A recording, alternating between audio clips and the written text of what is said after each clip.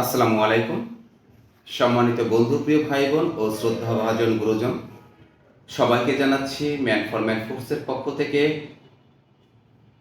বাংলা পহেলা বৈশাখ নতুন বছর 1432 সালের শুভেচ্ছা। আশা করি সবাই ভালো আছেন। আলহামদুলিল্লাহ, আমিও আপনাদের সবার দোয়ায় ভালো আছি। আমরা প্রতি বছর বিভিন্ন সময় বিভিন্ন অনুষ্ঠান করে থাকি। যেমন আমাদের বাংলাদেশে 3টা বর্ষপঞ্জিকা আমরা অনেকেই পালন করি কিংবা দেখে থাকি, কিংবা সেটা পরিচালনা করা হয় সরকারিভাবে বেসরকারিভাবে। যেমন ইংরেজি বছরে আমরা জানুয়ারি, ফেব্রুয়ারি মাস, এভাবে জানুয়ারির 1 তারিখে আমরা হ্যাপি নিউ ইয়ার পালন করি। আরবি মাসের মুহররম মাসের 1 তারিখে ইসলামিক কোনো অনুষ্ঠানের নিয়ম নীতি নাই বিধায় সেটি পালন করা হয় না।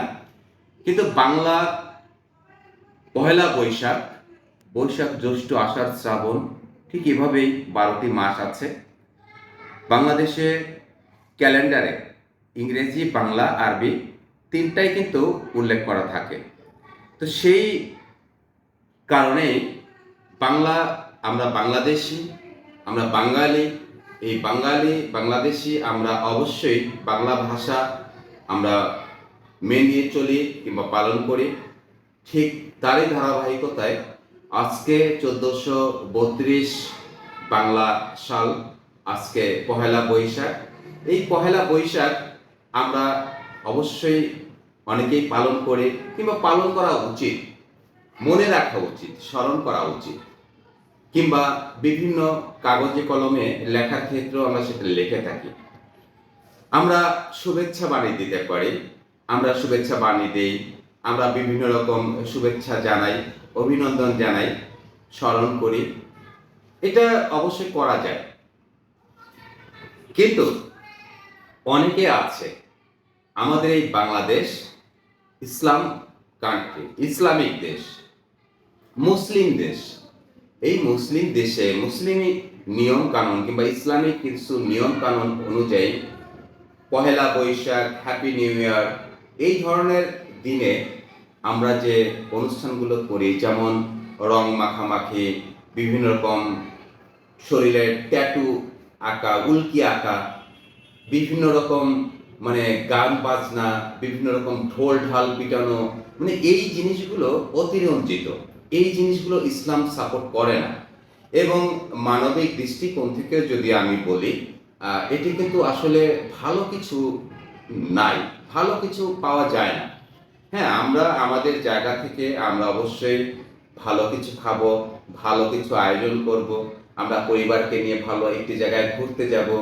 একটা জায়গায় মেলার আয়োজন করা হয়েছে, সেখানে বিভিন্ন রকম স্টল আছে, বিভিন্ন রকম জিনিস সেখানে এনেছে, বাজারের মতন বসেছে।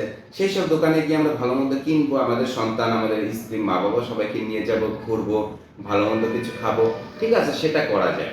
নতুন পোশাক পরবো, যেমন আমাদের ইসলাম ধর্মে ঈদ আছে, আমরা ঈদুল ফিতর, ঈদুল আজহা অনুষ্ঠানে আমরা উদযাপন করি, আমরা নতুন নতুন পোশাক পরি। হিন্দু ধর্মাবলম্বী তাদের পূজা উৎসব পালন করে, তারা নতুন নতুন পোশাক পরে। ঠিক তেমনি করে আমরা এই দিনে একটা বিশেষ দিন হিসাবেও যদি আমরা মেনে চলি, আমরা পালন করি, তাহলে একটা নতুন ভালো জামা আমরা পরতে পারি। কিন্তু অনেক সময় দেখা যায় যে অতিরঞ্জিত কিছু হয়ে যায়। সেই অতিরঞ্জিত বলতে কি বোঝায় সেটা আপনারাই ভালো বুঝবেন, আমিও জানি, তবে আমি বলবো না, আপনারাই জানেন অতিরঞ্জিত বলতে কি বোঝায়। আমরা এই অতিরঞ্জিত কোনো কিছু করা থেকে বিরত থাকবো অবশ্যই। আমরা হ্যাপি নিউ ইয়ার, নতুন যে বছর, পহেলা জানুয়ারি, জানুয়ারির 1 তারিখ, কিংবা বৈশাখ মাসের 1 তারিখ, কিংবা মহরম মাসের 1 তারিখ, এইগুলো অবশ্যই কাগজে কলমে প্রয়োজন হয়, লেখালেখির ক্ষেত্রে প্রয়োজন হয়, আমরা পালন করব, আমরা অনুষ্ঠান পালন করব। অনেকেই গান বাজনার আয়োজন করেছেন, অনেকেই সরকারিভাবে কিংবা উপজেলা প্রশাসনিকভাবে বিভিন্ন রকমের আয়োজন করেছেন। খুব ভালো উদ্যোগ এটা অবশ্যই। কিন্তু এমন কোনো কিছু করব না যে জিনিসটা মানুষের ক্ষতিকর কিংবা যে জিনিসটা মানুষের উপকারে আসে না, এই জিনিসগুলো আমরা বয়কট করা কিংবা সেই জিনিসগুলো থেকে আমরা বঞ্চিত নিজেকে রাখা কিংবা সেই জিনিসগুলো যেন আর না হয় সেই জিনিসটা খেয়াল করা, আমরা এই জিনিসগুলো আমরা উপলব্ধি করব কিংবা এই জিনিসগুলো মেনে চলার চেষ্টা করব। আমাদের দেশে, আমাদের বাংলাদেশে দেখা যায় যে ঈদের সময় অনেক বাচ্চারা কিংবা অনেক বয়স্করাও, অনেক যুবকরাও এই বিভিন্ন রকম আতশবাজি ফুটায়। সেই শত শত টাকা, হাজার হাজার টাকা খরচ করে আতশবাজি ফুটায় কিংবা বিভিন্ন রকম রঙ্গোল লীলার ব্যবস্থা করা হয়।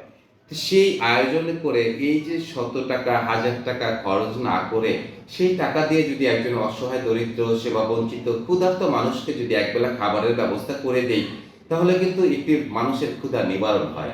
একটি পরিবারকে যদি একটা ব্যবসার ব্যবস্থা করে দিই, তাহলে সেই পরিবারটা বাকি জীবনটা কেটে দিতে পারবে। যদি একটা মানুষকে লেখাপড়া করানোর জন্য কিছু টাকা দেই, একটি বস্ত্রহীন মানুষকে যদি একটি নতুন পোশাক কিনে দেই কিংবা একটি বাসস্থান নেই, গৃহহীন মানুষকে যদি একটা ঘর করে দেই, তাহলে সেই মানুষটির উপকার হবে। আমরা আমাদের দেশে অনেকেই আমরা দেশ পরিচালনা করতে চাই, আমরা সমাজ পরিবর্তন করতে চাই, আমরা সমাজ সেবক হতে চাই, আমরা নেতা হতে চাই, আমরা দলীয় নেতা হতে চাই, আমরা জনপ্রশাসন হতে চাই, জনপ্রতিনিধি হতে চাই। এই যে প্রতিনিধিত্ব করা, এই প্রতিনিধিত্ব করা শুধু একটি চেয়ারের জন্য নয়। আজকে আমি ভিডিওটি করছি এই চেয়ারে বসে। এই চেয়ারের যে মূল্য আছে, সেই মূল্যর চেয়ে নিজের মনে প্রাণে ধারণ করতে হবে আমার কথা, আমার মনের যে মানুষের সাথে ব্যবহার, কাজে কর্মে কথায় সবকিছু এক থাকতে হবে। আমি চেয়ারের ক্ষমতার জন্য, আমি টাকার ক্ষমতার জন্য আমি যদি ক্ষমতা ছিনিয়ে নেই কিংবা ক্ষমতা অর্জন করি ভোটের মাধ্যমে, নির্বাচনের মাধ্যমে, তাহলে শুধু এই চেয়ারটাকে রেখে কিংবা আমি আমার নিজের স্বার্থের কথা চিন্তা না করে আসুন আমরা সবাই দেশের বৃহত্তর স্বার্থে, মানবতার কল্যাণে, অসহায়, দরিদ্র, সেবা বঞ্চিত, বিপদগ্রস্ত মানুষের পাশে দাঁড়াই, মানুষের সেবা করি। টাকা অপচয় না করে একটি মানুষের মঙ্গলজনক কিছু কথাবার্তা নিয়ে, মঙ্গলজনক কিছু বিষয় নিয়ে আমরা আলোচনা করি কিংবা সেই অর্থ একটি মানুষের পিছনে খরচ করি, তাহলেই আমাদের এই দেশ অনেক পরিবর্তন হবে, আমাদের এই দেশ মানবিক দেশ হবে, আমাদের এই দেশে প্রতিটি মানুষের হৃদয়ে মানবতা জাগ্রত হবে। আমরা হ্যাপি নিউ ইয়ার বলি ইংরেজিতে, শুভ নববর্ষ বলি বাংলায়। ইংরেজি বাংলা যেভাবেই বলি না কেন, এই বাংলাদেশের নাগরিক হিসাবে বাংলা ভাষার জন্য আমরা যুদ্ধ করেছি, বাংলা ভাষার জন্য অনেকেই শহীদ হয়েছেন, অনেকেই রক্ত ঝরিয়েছেন। এই বাংলা আমার মায়ের ভাষা, বাংলা আমার বাংলা দেশের ভাষা। এই বাংলাকে সম্মান করে, বাংলা ভাষাকে সম্মান করে, বাংলা কথার প্রতি মর্যাদা দিয়ে পহেলা বৈশাখ মানে বৈশাখ মাসের 1 তারিখ আজ শুভ নববর্ষ। এই শুভ নববর্ষ উপলক্ষে সবাইকে জানাচ্ছি বাংলা পহেলা বৈশাখের মানবিক শুভেচ্ছা। সবাই ভালো থাকবেন, সবার সুস্থতা ও দীর্ঘায়ু কামনা করছি। আসুন আমরা সবাই সকল রাগ, ঝগড়া, বিবাদ, সকল প্রকার অমানবিক কর্মকাণ্ড বন্ধ করে মানুষ মানুষের জন্য, জীবন জীবনের জন্য হয়ে আমরা এক কাতারে দাঁড়িয়ে এই দেশের মঙ্গল করি, মানুষের কল্যাণে কাজ করি। সবাই ভালো থাকবেন। আসসালামু আলাইকুম ওয়া রাহমাতুল্লাহি ওয়া বারাকাতুহু।